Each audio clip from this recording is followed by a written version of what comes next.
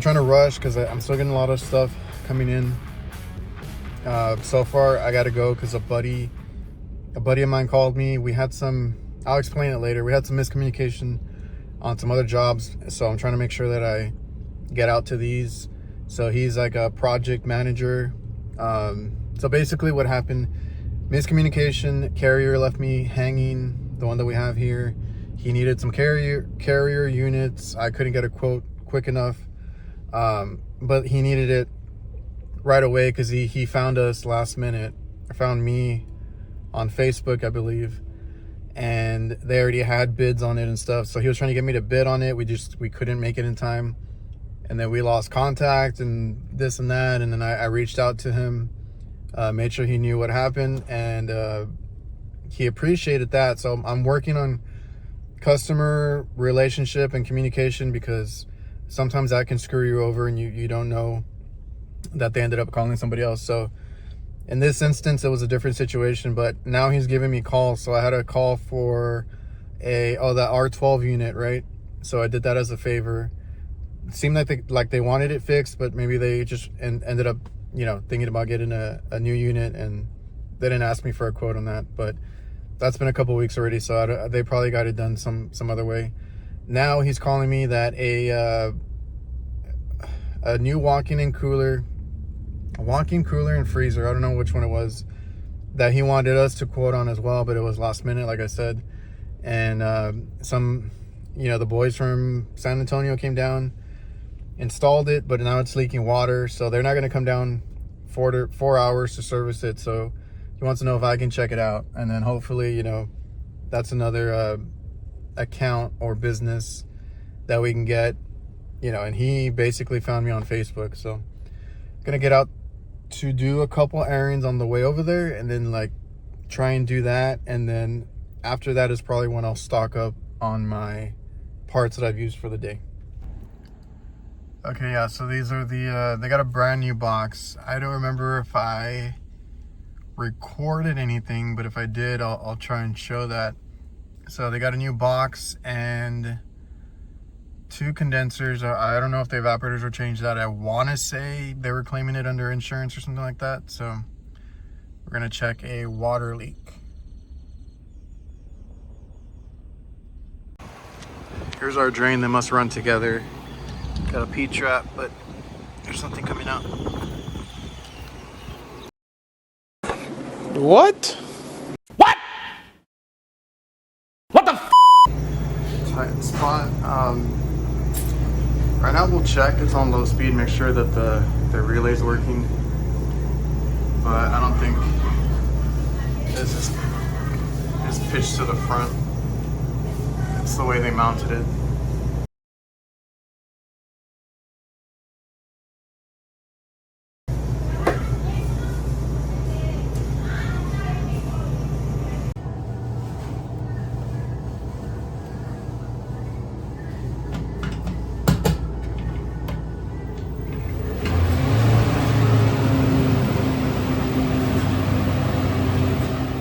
Oh man, is that how the people from San Antonio do that?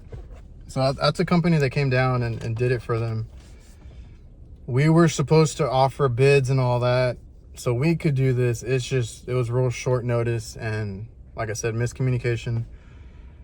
All that. We've addressed it, so we're gonna service it. Should not even be a 2-fan evaporator. The original, like I said, I don't think I have too much footage on it. The original was a single fan in the very back, blew air towards the door, and all that, worked just fine. But no, they wanted to put 2-fan motors. It's so narrow, it's just blowing it to the wall there and circulating right there. It'll get the box cold because it's a small box and it's probably oversized a bit. So it'll cool, but yeah, for some reason I had to take off the red wire on that one. It's the red wire, it goes to a relay. I don't know why the relay is not kicking on. It should do it on its own. I don't think there was any other, the wiring was pretty simple. I don't know if you guys know why the relay on those don't kick on. I've installed one, but it was a center mounted with the fans on the bottom, and that relay worked fine. We wired it up the way it's supposed to, and it in defrost or off cycle, it's low speed, and when it calls and it gets cold, it'll get the high speed kicked in. I don't know, this is the second one I've run into that's this style. The relay doesn't want to kick over, and I don't see anything else, or I don't see anything miswired or anything. But if you take off the red wire, it goes high speed automatically. So a bunch of stuff, and I don't know why they ran it. I mean, I guess it's one line, one shot. They said they had a heater in there. They verified, they called the contractor, and the guy here showed me that there should be a heater that runs all the way through. So the freezer side should be good. We were probably icing up on the cooler side because also it's not pitched right, but also I didn't show it. I should have shown it when I used my little new Calgon, what is it called? Gallo gun to clear out the drain. It shot back ice at me and it popped. It almost broke my tool, my drain, my clean out. And I was like, all right, we got ice somewhere, but I was afraid to cut it because I don't have any PVC on me. I forgot to grab the PVC off my van. So I'm gonna go grab some and grab some extra coupling so that tomorrow, if it's still iced up, we can cut all the way to maybe a few inches off the wall or a little bit more and see if it's on that side or on our side, or if it cleared up after, you know, adjusting the fan speed because it was icing up the evaporator basically. So yeah, I wish we would have done it. We would have done it way different. But yeah, that's the kind of work that they ended up getting. It's whatever, it happens. But I'm gonna go get everything I need. I need PVC, I need bolts, anchors, like different things to get that sorted out. So we're gonna, or just get it ready. I told them I'll be back in the morning. It's the end of the day already, it's 5. So I'm gonna prep it and go and see if we can push it, mount it better. As it has a bunch of like the self-tap screws, so like I've done that. Just make sure if you're gonna do that, it's done right. I don't know, we usually do that when we need to set it in place and then we need to drill out new holes and all that. I mean, there's different ways to go about it. You can measure it out beforehand, figure all that out. You know, we've done that. Or you just want to put it up, you know, get a couple guys to lift it up, screw it in, and then do the holes so that you know where you're at. And then you're going to mount, like, you put in your hardware, the bolts, and all that, because then you got to get on top and tighten it. So they just stopped at screwing it in with these itty bitty screws. I've done that once where we weren't able to go and kind of get on top of the box, and there was an issue with it, so we did just drill it in, but we used better screws, like thicker screws. So like, I get it, we've done it, and we do it a lot just to get it in place and then go in and mount the actual hardware, but not all the time. That's not always the case, but instances where you're going from like a really old equipment to the new one, you know, not matching up properly, you're gonna find, you know, you have to do things like that. This one is just the wrong equipment too, so we'll see.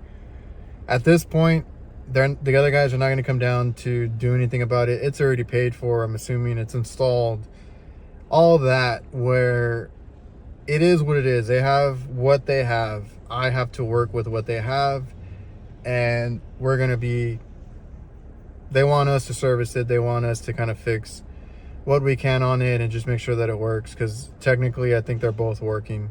They're just not going to be working that well, and it just looks really stupid too. But we'll go back tomorrow and I'll get some help. I don't have a ladder either, so I got to get, you know, somebody to come by with a ladder and get on the roof, help me out tightening all that. We'll redo the drain. I told them worst case scenario, I'm just gonna drill right out and go outside the cooler side of it instead of running through the freezer, which I don't like that either. I wouldn't have done it that way, but it is what it is. It's copper coming out, so I'm wondering where they transition from PVC to copper too. But if we have to, we'll cut it all out, redo the cooler side and go from there. So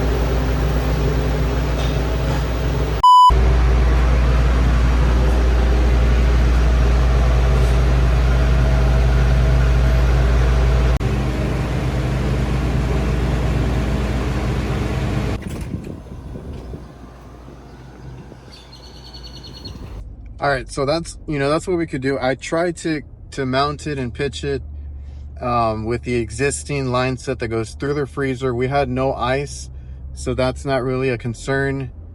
Because I asked them, I'm like, did they run an inline drain heater? So it's gonna go in the drain line. I believe that's the route they went. And I wanted to cut it at the end and make sure there was no ice. There was not. We tried to, well, we were surprised because there was still water in there. So it's just, at that angle, it is never going to drain properly, right? Because it's too much of an angle. Then it goes into the other freezer, and I mean, that one's insulated and everything the way it should be, but I can't tell what the pitch is, and I don't have my level on me right now, but just eyeballing it, it is too damn straight. There's water getting trapped just from it settling like that. So we are good to go. We just cut it straight out and then had it drain onto there's a grass right there. So I was like, this is, simple enough. Drain it outside, go to the grass, finish it. I ran out of 90, so we don't have a 90 that went down to make it nicer, but still got it out onto the grass and avoided it. Now the freezer and the cooler have their own drains. The other drain, obviously, for the freezer is working fine because it's not ice. There's no iced up drain pan or backed up. Usually on a freezer, it'll just create a lot of ice in the pan, and we have none of that. So like, that side's working. It's just our cooler. So I had to bring it down a little bit, redo that piping, go straight out, use the bolts to make it flush to the ceiling, right? Because my God, that thing was hanging pretty bad. And we threw some water in. The guys, my buddy came back to check on it. He's the project manager and stuff like that. So they were outside. They were like, yeah, I poured water in, and they saw it coming out, and I saw it draining too, what little I had left, and it's draining. There's not going to be any more issues with flooding inside. Now the only issue we have now is it's not sealed properly. So like, on top of the other thing where it's like an oversized unit or just the wrong equipment, where it's basically they have to shove that thing in there sideways. The fans are just hitting the wall there. It's going to circulate more in the back versus cooling the whole space. It's a small enough cooler to where they're going to get away with it, right? Like, a lot of this stuff is very forgiving on HVAC and refrigeration. Like, you can do a lot and get it working. It just won't work that well, right? So I told them, like, it's whatever. I mean, unless you want to have us put a whole new evaporator in there, we're gonna have to deal with what you got, and they're gonna have to deal with it. I mean, they approved that, and they paid for it and everything. The guys inside were so upset, and ran into an older gentleman today as we're like finishing up, and he's like, I can't believe what they paid for this. And then he showed me the door, so I'm going back for the door now because I went to go get a lunch. I thought we were done, and now they're gonna approve us to seal the door because the door has no I forgot what you call it, threshold, like that bottom piece that the door needs, because it has a flap, but there's still a gap to the inside. You can see light. So I told them the only thing with that is you're going to get condensation, which we were kind of seeing today. And I thought they were going to get the guy, because the guy that originally got, I guess, like a friend of theirs or somebody they knew to do the whole change out on the refrigeration, I think he does flooring, and like his buddy was doing the walk-in. So the guy that does flooring, we thought he was going to take care of it and this and that, but then they turned back. They're paying us for this already. I charged the time that it took, all that, and now I got to go back and get some measurements. And we have a guy that helps us with walk-in doors and gaskets and stuff like that. So I think he's going to meet us there and see what he has on him to put down and seal the door. So like, I feel so bad. I mean, work is work. They got paid for it. We're getting paid to fix and correct everything. But, you know, we didn't have time to do it at that time, and they needed the bid like that day. So it is what it is, and we're going to just take care of it for them and bill for our time out there.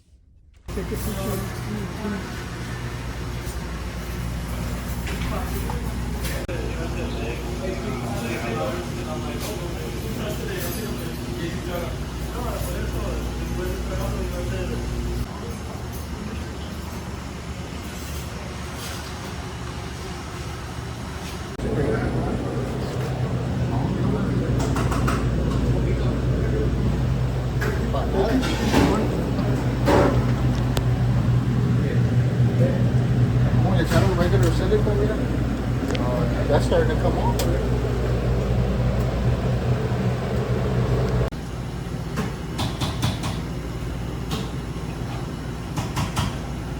Okay, so we noticed a few things here and there, you know, things weren't sealed right. And then right now we came and we got a buddy that does all the gaskets and helps us with these like custom stainless steel like doors and different seals. He does a lot of walk-in boxes, but he does a lot of custom work. So he came out to help us out to look at it because he can do the threshold. He was trying to see if he could do anything else. He's like, that's really the only thing I can do. They were in a rush. I was just explaining to him that they were in a rush trying to get it done. We weren't available at the time, and you get what you pay for. So that's a lot. I mean, that's the dumbest work I've almost ever have seen, like for like a new install. Like, Jesus, dude. They paid 50 grand. They told us that they paid 50 grand for those two tiny walk-in boxes. I mean, going across, I can touch both sides. It's probably like 5 feet, no more than 5 feet across, and then going front to back, I don't know, it's like 12, 13 feet. These are tiny walk-in boxes. So they got the new condensers, the new evaporators. They're oversized. If you walk into the freezer, you're gonna get there's humidity, there's seal problems, there's everything where you walk in there and it's just a smoke of what do you call it? Like the frost. I don't know what you call it when it's frozen, but like the steam, frozen, frost in the air, stuff like that. Hard to even be in there. And between all of us, nobody has ever seen those doors. Even the guy that does the doors for us a lot of the times when we need new ones or custom work done. And that's what he does for a living. And he's like, no, these must be from somewhere else. It could be from Mexico. They could be from anywhere. And then we found the plate. Funny enough, the plate is scratched off. I'll look back at the footage. I think they shimmied some boards in. The cooler has no seal on the floor to the next or anywhere across the walls inside.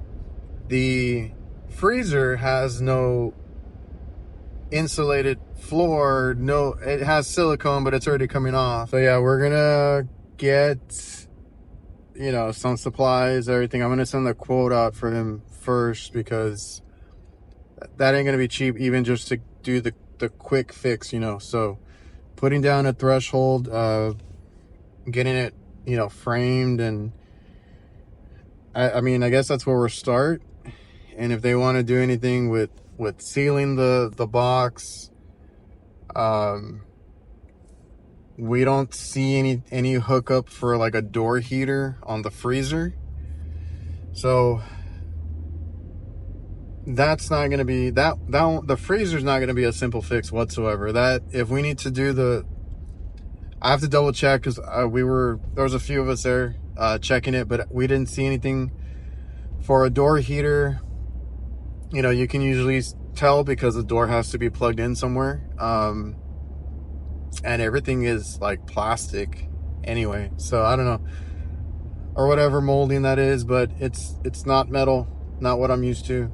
So if there's if there's no power going to it, there's no door heater. If it's insulated well enough, maybe they'll get away with it. if that door is insulated well enough, but there's a gap. There's going to be issues around the door, right? So not unless they want to change out the whole door, we can do that. But, you know, like I said, threshold, frame it, get all that where it fits as snug as we can. Then we'll see if they want to seal it, work on anything else that they may need. I don't even think these doors close on their own, so these doors stay open a lot. So there, with that, you go the route of either magnets or door closers. Like, it has nothing. So I don't know. We'll see what they want. We'll get that bid in there, that quote. It's not going to be super cheap. So they might just live with it, or they might need to pay quite a bit to get it on top of what they paid for it, to get it redone to where it's like, you know, kind of where it should be. Like, there's not a lot I can do unless we do a whole reinstallation of it. You know, I can't move that evaporator. It's going to be hitting the wall no matter what. We were able to do the drain, but I had to, you know, penetrate the wall and do a whole different piping of it. That was simple enough, right? I told him, you know, worst case scenario, just drill it straight out and go out that way. A lot of other boxes are like that. And yeah, man, like, it's gonna have condensation issues. It's gonna have, might even have temperature issues. I feel like it's a small enough box where they won't have too much like temperature issues on that side, but I don't know. It's very cold in the back, I can tell you that. It was freezing back there when I was trying to pipe it in, and then like not so much in the front. It's just the way, you know, the way circulation works. It's not gonna circulate the whole box. Anyway, I'm gonna get that to him. We'll see what he says. We'll see if I bring you back for another adventure on this little I don't know what you would call it, HVAC hack that was put in. Hope you guys enjoyed. Remember to like, comment, subscribe, all that good stuff, and I'll see you guys.